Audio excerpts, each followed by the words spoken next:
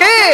যার অন্তর শিশুর মতো পবিত্র, ভগবানের নাম শুনলে যার নয়নে জল আসে, কীর্তন শুনতে বসে যার দু চোখ ভরে জল আসে, সে প্রকৃত ভক্ত। আর মানুষ তাকে চিনবে কি করে? যাকে দেখিলে মুখে আসে কৃষ্ণ নাম, জানিবে সেই বৈষ্ণব, তাকে করিবে প্রণাম।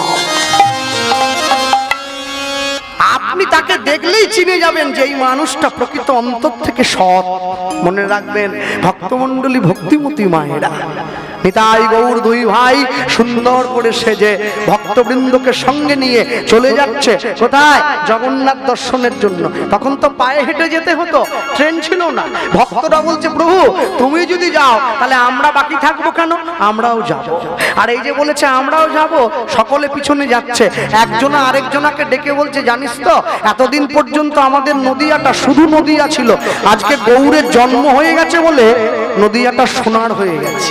আয় আমরা বলতে বলতে যাবো, আয়। সকলে মিলে বলতে বলতে যাচ্ছে, দেখো গৌর এলো রে, সেই সোনার নদিয়ায়। বা এখনো দাওনি? হরির ধ্বনি শব্দ শোনা যায়, গৌর এলো রে।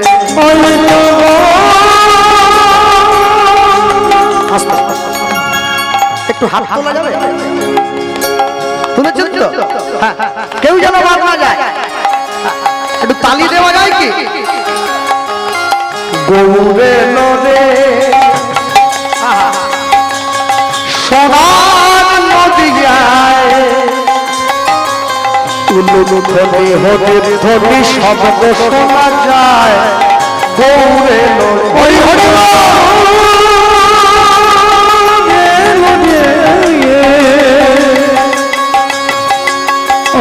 সোনার নদিয়ায় উলুধ্বনি হরিধ্বনি শব্দ শোনা যায়, মোদের গৌর রে।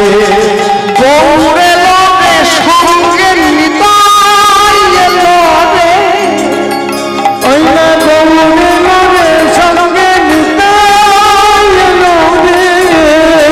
ওই তো গৌর এলো রে, সঙ্গে নিতাই এলো রে। ওই না গৌর এলো রে, সঙ্গে নিতাই এলো রে। ওই তো গৌর এলো রে, সোনার নদিয়া, উলুধ্বনি শঙ্খধ্বনি শব্দ শোনা যায়, গৌর এলো রে। হরি হরি সোনার নদিয়ায় উলুধ্বনি হরিধ্বনি শব্দ শোনা যায়, মোদের গৌর এলো রে। মায়েরা হাত নামিয়ে নিছে কেন? হাত যে নামিয়ে নিবে, এই যে কমিটির ভাইরা কোথা গেল? লক্ষ্য রাখো, হাত যে না তুলবে সে যেন লক্ষ্মীর ভান্ডারে টাকা না পায়। টাকার বেলা সব হাত বেরিয়ে যায় তোমার, ভালো করে তুলে রাখো।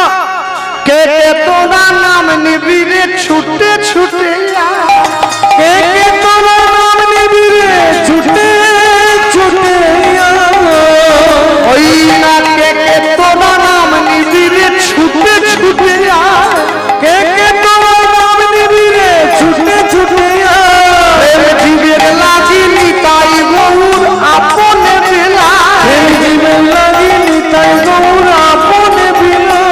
প্রেম কলসে কলসে ঢালে তবু না পুরায়, কলসে কলসে ঢালে তবু না ফিরায়। গৌর এলো রে, সোনার নদিয়া, উলুধ্বনি হরির ধ্বনি শব্দ শোনা যায়, গৌর এলো রে। হরি হরি সোনার নদিয়ায়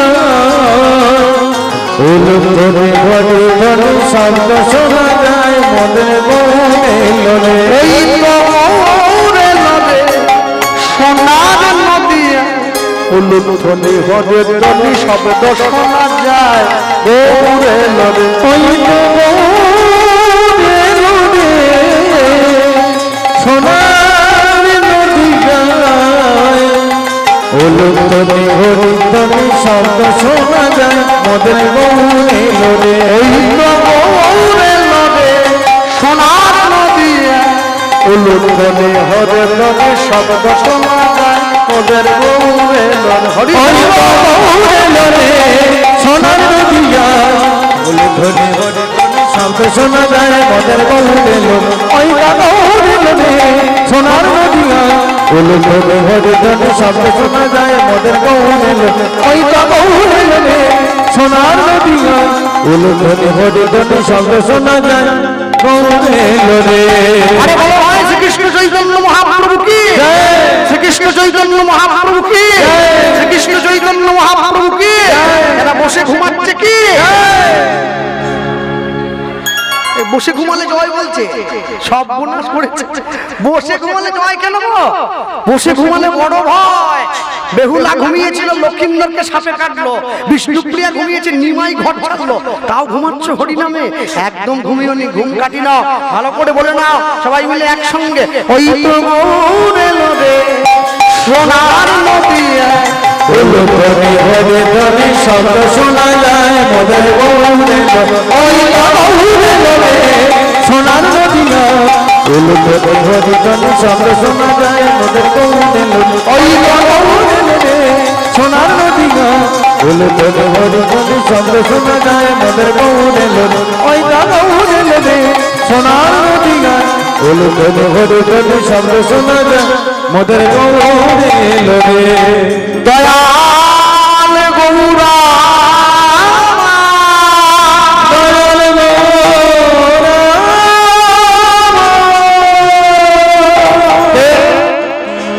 নিতাই গৌর দুই ভাই দাঁড়িয়ে পড়েছে কে ডাকলো এই ঘন জঙ্গলের মধ্যে চিৎকার করে আমাদের নাম ধরে কে ডাকলো দেখ দাদা দাঁড়িয়ে পড়েছে আর দাঁড়িয়ে পড়ে পিছনে ঘুরে দেখছে এক গাছের তলায় এক বয়স্ক বুড়ি মা বসে আছে দুই ভাইকে হাত বাড়িয়ে ডাকছে নিতাই গৌর আমি ডাকছি আমি নিতাই গৌর ছুটে গিয়ে বুড়িমার কাছে দাঁড়িয়ে বুড়িমার কোলের কাছে বসে পড়ে হাতটা জোড়ো করে বলছে মা তুমি আমাদের ডাকছো হ্যাঁ আয় আমার কাছে আয় আমার কাছে নিতাই গৌর যখন ছুটে গিয়ে বুড়িমার কাছে বসেছে মা তুমি আমাদের ডাকলে কেন না না তোরা দুই ভাই এত সুন্দর সেজে গুজে চলে যাচ্ছিস তোদের সঙ্গে কত মানুষ তোরা কারা রে আমরা আমরা দুই ভাই আমি হচ্ছে বড় ভাই আমার নাম নিতাই আরে আমার ছোট ভাই এর নাম গৌর তোরা তাহলে একই মায়ের পেটের দু ভাই বলতে হবে না না একই মায়ের পেটের দু ভাই হলে তো প্রত্যেকদিন সকাল হলে সম্পত্তির জন্য মারামারি করতো কোদাল নিয়ে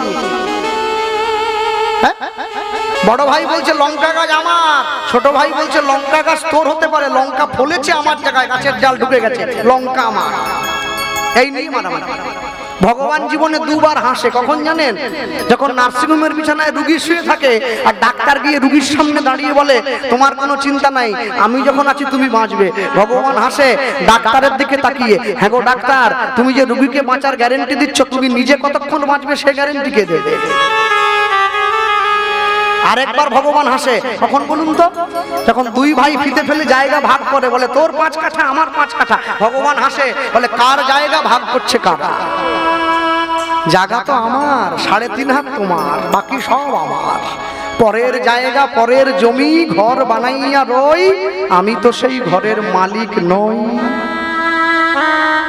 মনে রাখবেন ভক্তমণ্ডলী ভক্তিমতী মায়েরা নিতাই গৌর বুড়িমার কাছে বসে বলছে মা আমরা এক মায়ের পেটের দু ভাই নই গো এই দেখো আমি হচ্ছে বড় ভাই আমার নাম নিতাই আমি গৌরের থেকে 12 বছরের বড় আমার জন্ম হয়েছে বীরভূম তারাপীঠ থেকে 11 কিলোমিটার দূরে জায়গাটার নাম হচ্ছে একচক্রা আমার বাবার নাম হচ্ছে মুকুন্দ বন্দ্যোপাধ্যায় কেউ বলে হাড়াই পণ্ডিত কেউ বলে হাড়াই ওঝা আর মায়ের নাম পদ্মাবতী আর এই আমার ছোট ভাই এর নাম হচ্ছে গৌর এর জন্ম হয়েছে নবদ্বীপের অন্তদ্বীপ নামে একটা জায়গায় এর বাবার নাম জগন্নাথ মিশ্র মায়ের নাম সচিরানী মিশ্র এ তাদের ছেলে পণ্ডিত নিমাই মিশ্র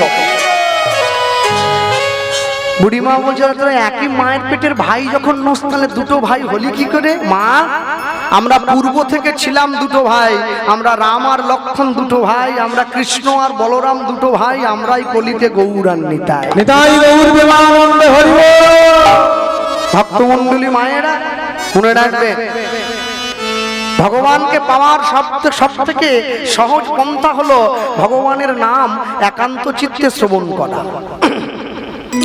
নববিধা ভক্তির প্রথমেই আছে শ্রবণং, কীর্তন শ্রবণ করো, তারপরে আছে কীর্তন। কেন জানেন? এই যে লক্ষ্মী পুজো হচ্ছে গ্রামে, কালী পুজো হবে, দুর্গা পুজো হয়ে গেল, দুর্গা পুজোতে সপ্তমীর দিন থেকে আমাদের কীর্তন ছিল। আমি প্রত্যেকটা প্যান্ডেলে কীর্তন করতে গিয়ে শুধু একটা কথাই বলেছিলাম, আপনারা কীর্তন সারা জীবন করাবেন, কোনো ক্ষতি নেই, তবে দুর্গা পুজো করে মানুষের মঙ্গল তখনই হবে যদি দুর্গা পুজোতে দশমীর দিন কমিটির ছেলেরা আর পাড়ার ছেলেরা মদ খাওয়া বন্ধ করে, তবে তা না হলে কোনোদিন তোমাদের কল্যাণ হবে না। তুমি লক্ষ্মী পুজো করছো বাড়িতে, এইদিকে মা লক্ষ্মী এসেছে আর ওই পিছন দিক দিয়ে মদের পেটি এসে গেল, তোমার জীবনে কল্যাণ হবে কি করে?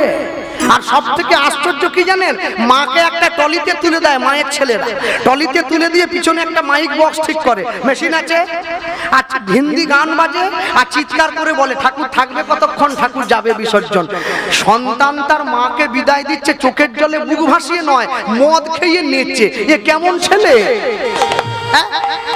বলো, মা যখন তার মেয়েকে বিয়ে দিয়ে দেয়, মেয়ে যখন শ্বশুর বাড়িতে চলে যায়, মেয়ে যখন শ্বশুর বাড়িতে চলে যায়, তখন কি তার মা আনন্দ করে নাকি যে আমার মেয়ে বিদায় হচ্ছে, ভালো হচ্ছে? না, মা এটা বলে না, মায়ের মনে দুঃখ হয়। ঠিক তেমনি মা যখন তার সন্তানকে ছেড়ে চলে যায়, মায়ের মনে যেমন কষ্ট হয়, সন্তান যেমনি তার মাকে ছেড়ে দেয়, ঠিক তখনই সন্তানেরও কষ্ট হওয়া উচিত। তা না হলে শুধু বাইরে বাইরে মাকে ভালোবাসবো, ভেতর থেকে ভালোবাসবো না, অন্তর দিয়ে শ্রদ্ধা করবো না, তাহলে কি করে হবে? নিতাই গৌর বুড়িমার কাছে বসে বলছে, মা তুমি চিন্তা করো না, আমি তোমায় বলছি কি, আজ থেকে আমরা দুই ভাই তোমার দুই ছেলে হলাম। যেই বলেছে আমরা দুই ভাই তোমার দুই ছেলে হলাম, সঙ্গে সঙ্গে বলে উঠছে, তোরা যদি দুই ভাই আমার দুই ছেলে হলি, তাহলে আমাকে একটা পরীক্ষা দে। কি পরীক্ষা দেবো? শোন, আমি এক পাত্রে অন্ন ব্যঞ্জন মেখে দুই ভাইয়ের বদনে দেবো, তোরা খাবি, আমায় মা বলে ডাকবি, তবে তো বুঝবো তোরা আমার ছেলে।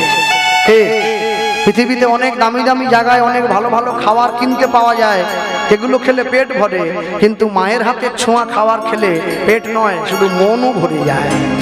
ভক্তমণ্ডলী মায়েরা, নিতাই গৌর দুই দিকে বসেছে আর বুড়িমা এক পাত্রে অন্ন ব্যঞ্জন মেখে দুই ভাইয়ের বদনে দিচ্ছে। মায়ের কোলে বসল গিয়ে গৌরার নিতাই, নিতাই মায়ের কোলে বসল গিয়ে গৌরার নিতাই, নিতাই মায়ের কোলে বসল গিয়ে গৌরার নিতাই, মায়ের কোলে বসল গিয়ে গৌরার নিতাই, নিতাই এবার যত যত, এবার যত যত মায়েরা সব উলুধ্বনি দেয়, এবার যত যত মায়েরা সব, মায়েরা সব উলুধ্বনি দেয়, আনন্দে শঙ্খ ধ্বনি দেয়। নিতাই আনন্দে ধ্বনি দেয়, মায়ের কোলে বসল গিয়ে গৌরার নিতাই, মায়ের কোলে বসল গিয়ে গৌরার নিতাই, নিতাই দুই ভাই মায়ের কোলে গিয়ে ছুটে বসে পড়েছে। মা, মায়ের কোলে বসে নিতাই গৌর মায়ের দিকে তাকিয়ে বলে উঠলো, মা ওই দূরে ওটা কি গাছ গো? মা বলছে পিপুল গাছ। না না, পিপুল গাছটা চিনতে পেরেছি, গাছের নিচে ওই সমাধিটা কার? ও, নিতাই গৌরের হাত ধরে মা নিয়ে গেছে। সমাধিটা কার জানিস? ওই সমাধিটা হচ্ছে অনেক বড় এক বৈষ্ণব ভক্তের রে, এমন একজন ভক্ত স্বয়ং জগন্নাথ, যে ভক্তের চরণের কাঁটাগুলো নিজের চোখের জল দিয়ে বেছে দিয়েছিল একটা একটা করে। ভক্তের জন্য ভগবান ভিক্ষা পর্যন্ত করেছে মানুষের দ্বারে। ভক্ত মারা যাওয়ার পরে ভক্তের দেহটা কোলে নিয়ে জগন্নাথ দেব নিজে হাতে সমাধি দিয়েছে ওই জায়গায়। সমাধির উপরে লিখে দিয়েছে জয় জগন্নাথ মাধব। মা, কে এমন সেই ভক্ত, কে এমন সেই বৈষ্ণব যাকে ভগবান নিজে কোলে করে সমাধি দিয়েছে? আমাদের পাড়ার ছেলেগুলো মাঝে মাঝে আমাকে জিজ্ঞাসা করে, আরে এই কৃষ্ণ, বলি হ্যাঁ, আচ্ছা তোরা না হলে পাল, আমরা না হলে মণ্ডল, তফাৎ তো কিছু নেই, তুইও শূদ্র আর আমিও শূদ্র, আর দুজনেই তো একই। বলে হ্যাঁ, হতে কি, আমি তো বামুন নয়, যে বামুন তার মানে আলাদা ব্যাপার আছে, আমি তো তা নয়, তুইও শূদ্র আমিও শূদ্র। আচ্ছা যখন তোর দাদু মারা গেল, তোর দাদুকে মাটি খুলে কিরম করে বসিয়ে টসিয়ে দিল, আর আমার যখন দাদু মরে গেল, কেন আমার দাদুকে কোলে কোলে নিয়ে গিয়ে শ্মশানে ঘি মাখিয়ে তুলে দিয়ে আগুনে পুড়িয়ে দিল? আমি বলি দেখ, এ প্রশ্নের উত্তর তো আমি দিতে পারবো না রে। তবে বলে না, এটা অবিচার হচ্ছে, তোরা আমাকে ঠকাচ্ছিস। আরে না না, ঠকাইনি। আরে তোর দাদু মরে যেতে কেন আগুনে পোড়ায়নি, মাটিতে কেন পুঁতে দিল, আর আমার দাদু কেন আগুনে পোড়ালো? আরে শোন, তোর বাড়িতে ওকে তো ওর মতো বলতে হবে। হ্যাঁ, পৃথিবীতে আপনি সবার প্রশ্নের উত্তর দিতে পারবেন, দুটো লোকের কথার উত্তর দিতে পারবেন না। কার জানেন? এক হচ্ছে যে মূর্খ, আর এক হচ্ছে যে মাতাল। এই দুটো লোকের প্রশ্নের উত্তর আপনার কাছে নেই, ওরা আপনাকে ঠিক ড্যামেজ করে ছাড়বে। হ্যাঁ, ওদের জন্য একটাই উত্তর, লাগাও শান্তিন কোম্পানির মুগুর মার্কা সালসা মলম। পাড়ার লোকে দিল, ব্যাস, ও বলে আমি এবার বুঝে নিয়েছি। পণ্ডিতে ইঙ্গিতে বুঝে, মূর্খ বোঝে কিলে। পণ্ডিতকে আপনি ইঙ্গিত করবেন, বুঝতে মূর্খ বোঝে না, ও তর্ক করতেই থাকবে আপনার সাথে। কেন জানেন? রবীন্দ্রনাথ ঠাকুর বলতেন, বলে আপনি যদি জ্ঞানী লোককে তার ভুল ধরিয়ে দেন, তবে হবে আপনি হবেন জ্ঞানীর বন্ধু, আর আপনি মূর্খকে তার ভুল ধরিয়ে দিলে আপনি হবেন মূর্খের শত্রু। ওই জন্য যারা গুণীজন, যারা পণ্ডিত জন, তারা অনেক সময় অনেক জায়গায় কথা বলে না, চুপ করে পাশ দিয়ে চলে যায়। অন্যায় হচ্ছে জেনেও চলে যায়। কেন? সে জানে এখানে কথা বললে আমার কথার কোনো দাম থাকবে না। আল্লাহ শোন, তোদের বাড়িতে কটা মুঠি আছে? বলে দুটো। কি কি? বলে একটা আমিষ, একটা নিরামিষ। তাহলে আচ্ছা, ভুল করে যদি কোনোদিনও আমিষ মুঠিতে নিরামিষ মুঠিতে পেঁয়াজ কাটা হয়ে যায়, কি করবি? বলে কি করবো মানে, কতবার কেটে ফেলেছে আমার বউ, স্বীকার করেছে ভুল করে নিরামিষ বটিতে পেঁয়াজ কেটেছে। বলে হ্যাঁ, আর কি করলি? বলে কি করলাম মানে কি, আমার মা তো একবারে বিশাল ট্যান্ডাম ম্যান্ডাম করে উঠে। হ্যাঁ, তুমি এক বৌমা, খেল থেকে তোমার দেখা আছে বটিতে পলিশ দিয়ে নিরামিষ বলে, দেখতে পাও না? বলে মা আমার ভুল হয়ে গেছে, স্বীকার করলে কোনো দোষ নেই। আর তোর মা কি করলো? বলে আমার মা সঙ্গে সঙ্গে ঘি মাখিয়ে আগুনে সেঁকে নিয়ে। বলে কেন? বলে ঘি মাখিয়ে আগুনে সেঁকে নিলে মোটির গায়ে নাকি যে দোষ লেগেছিল কেটে গেল। আপনি তাই যদি মেনে নিস ভাই আমার, তাহলে এটা মেনে নে, তোর পেটে কত পেঁয়াজ আছে, তুই সারা জীবনে কত পেঁয়াজ খেয়েছিস। ভাতে খেয়েছিস, মুড়িতে খেয়েছিস, ছোলাতে খেয়েছিস, স্যালাডে খেয়েছিস, তোকে কি সেগলে হবে রে? কি করতে হবে? আগুনে তুলে দিতে হবে ঘি মাখিয়ে। ঘিতে যদি না হয়, বাজেট কম থাকলে ডালডা দিলেও ক্ষতি হবে। কিন্তু ভাব, যে হরিনাম কীর্তন করত, জপের মালা নিয়ে ঘরের কোনায় বসে থাকতো, সেই লোকটা কি পেঁয়াজ খেত রে? বলে না না, সে খায় নাকি, সে তো কীর্তন করে। তাহলে যেই মুখে হরিনাম হয়, সেই মুখে আগুন দেবী কি করে? তাহলে ওই জন্য তো বসুমাতার কোলে তাকে আশ্রয় দেওয়া হয়েছে। মনে রাখবেন, আপনি ভগবানেরকে কোনোদিন কোনো কিছুর জন্য দোষ দিতে পারেন না। তুমি আমাকে এই দাওনি, তুমি আমাকে সেই দাওনি, ভগবানকে দোষ দেবেন না। কর্মের মালিক আপনি, আপনার কর্মফলের বোঝা বইতে হবে আপনাকে। তার জন্য ভগবানকে দোষ দিচ্ছেন কেন? বাঙালি জাতি, হিন্দু সম্প্রদায়, এরা নামতে নামতে এত নিচে নেমে গেছে, এরা ভগবানের নামে পর্যন্ত মুরগির দোকান খুলেছে। শ্রীকৃষ্ণ ব্রয়লার সেন্টার, কাটা 210, গোটা 130। আরে তাকে তো ছেড়ে দে, তাকে ধরলি কেন? বলে না, ভগবানের নামে খুললে বিক্রি ভালো হবে। আমাদের পূর্ব মেদিনীপুরে আছে মা কালীর নামে জুতোর দোকান, মা কালী শু হাউস। প্যাকেটের গায়ে মায়ের নাম লেখা আছে, সেই প্যাকেটে জুতো ভরে দিচ্ছে, মানুষে হাত দুলিয়ে বাড়ি নিয়ে বিরাট কাজ করছে। মনে রাখবে, জীবনে সবকিছু নিয়ে খেলা করা ভালো, কোনোদিন আগুন নিয়ে খেলা করা ভালো নয়। খেলা হচ্ছে হোক, কিন্তু আগুন নিয়ে খেলা করতে গেলে একটু বেসাবধান হলে আগুন আপনার হাত পুড়িয়ে দেবে। ভক্তমণ্ডলী, ভক্তিমতী মায়েরা সমাধি দিয়েছে, সব বুড়িমা বলে উঠছে। জানিস, এই এমন একজন বৈষ্ণব যে জগন্নাথকে না দিয়ে কোনোদিন কোনো জিনিস সেবা করেনি। প্রত্যেক দিন, আজ থেকে 150 বছর পূর্বে এই নীলাচল গ্রামে একজন ব্রাহ্মণ বাস করত, যে ব্রাহ্মণের নাম ছিল সুমতি ব্রাহ্মণ। মা ব্রাহ্মণের স্ত্রীর নামটা কি?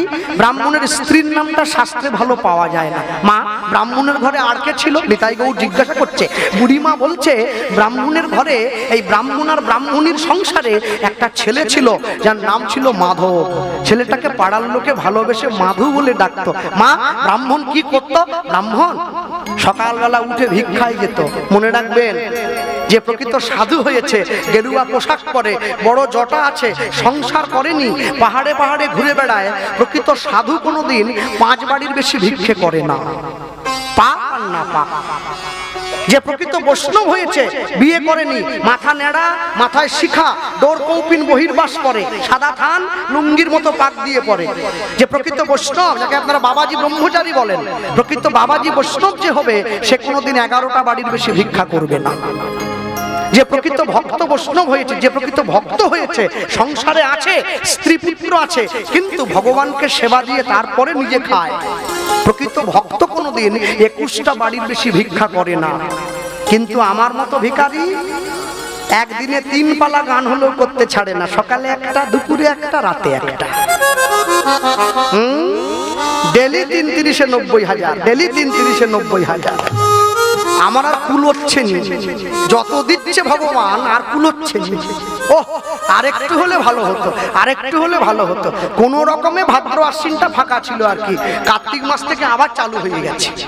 তারপরেও ডেলি 3টে করে। ভগবান বলে, তুই চিন্তা করিস নি, দাঁড়া, তুই রোজগার কর, তুই জমা কর, তোকে একবারে গলার রোগ দিয়ে চেন্নাই পাঠাবো। যা জমিয়েছিলি একবারে ডাক্তার সব নিয়ে নেবে। লোভ ভালো, লোভ বেশি ভালো নয়। অতি লোভে, আপনারা সবাই জানেন, লোভে পাপ, পাপে তাপ, তাপে মৃত্যু। হ্যাঁ হ্যাঁ, নিয়ে এসো। ওটা কি নিয়ে যাচ্ছ? সব বোনাস করেছে। কার কপাল পুড়বে? আমার অবশ্য ঝামেলা নেই, জানেন তো, কেউ দেয়নি।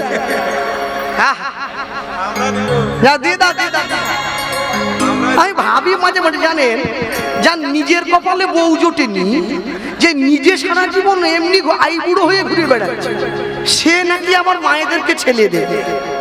হ্যাঁ, মানুষে বসাচ্ছে। এই কোথা থেকে যে এসেছে এই সব, আমি রক্ষা করো ভগবান। যাক, নিতাই গৌর শুনছে মায়ের কাছে বসে। মাধব দাসের বাবা সকালবেলা স্নান করে ভিক্ষায় চলে যাচ্ছে মানুষের দরজায়। আমি দিন ভিখারি, নাই তো করি, নাই তো করি, একটি পয়সা দাও। আমি দিন ভিখারি,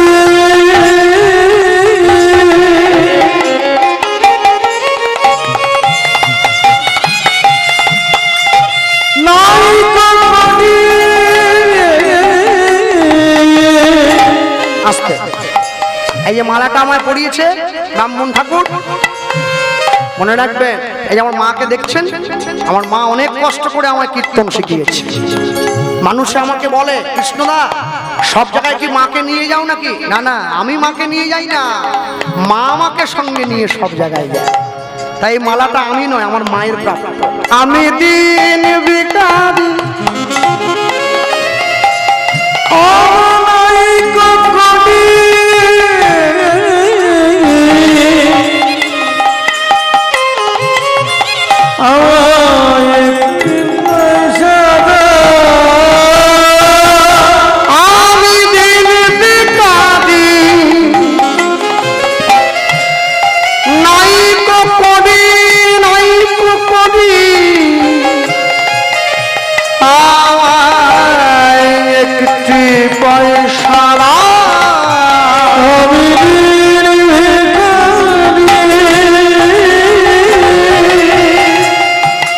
নিতাই গৌর প্রেমানন্দ।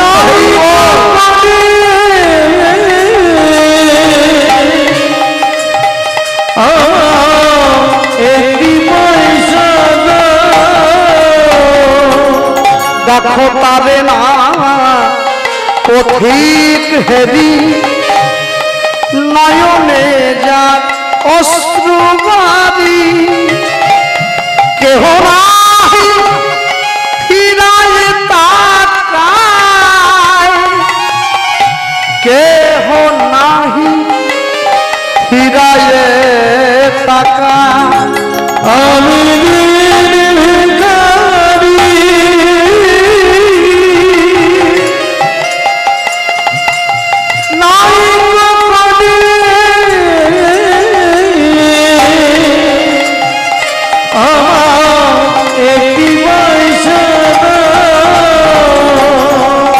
আচ্ছা, এই গানটা কীর্তন জগতে আপনারা অনেকবার শুনেছেন সবার আগে। আর এই গানটি যার মুখে, যার লেখা গান, যার দেওয়া সুর, তিনি হচ্ছেন কীর্তন সুরসাগর শ্রদ্ধেয় শ্রী অরুণ চট্টোপাধ্যায় মহাশয়। হাওড়া জেলায় যার খুব সুনাম আছে, এই গান তার মুখে গাওয়া। আচ্ছা দেখুন তো এই গানের সুরের সঙ্গে কত মিল আছে। যে বাড়ির ছেলে মেয়েরা কীর্তন শিখছে, যে বাড়ির ছেলে মেয়েরা কীর্তন শিখবে বলে মনে করছে, আপনারা সকলে লক্ষ্য করুন। আমি দিন ভিখারি নাই করি, আমায় একটি পয়সা দাও। আমি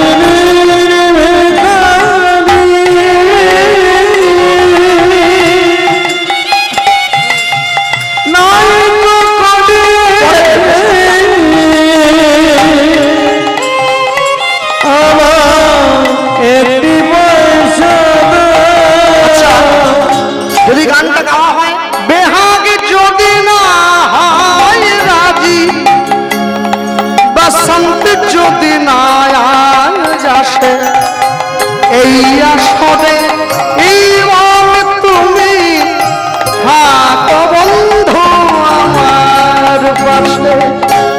বেহাগ যদি না হয় রাজি, বসন্ত যদি না আসে, এই আসরে ইমান তুমি থাকো বন্ধু আমার। তোমার ভুবনে সুরের মেলা, আমি কাঁদি সাহারায়। তোমার ভুবনে সুরের মেলা, আমি কাঁদি সাহারায়। ও গো কমলিকা, ও গো কমলিকা, বুঝিলে না আমি কত অসহায়। তোমার ভুবনে সুরের মেলা, আমি কাঁদি সাহারায়। যেখান থেকে শুরু করেছিলাম, আমি দিন ভিখারি নাই করি, আমার একটি পয়সা দাও। আমি হরি হরি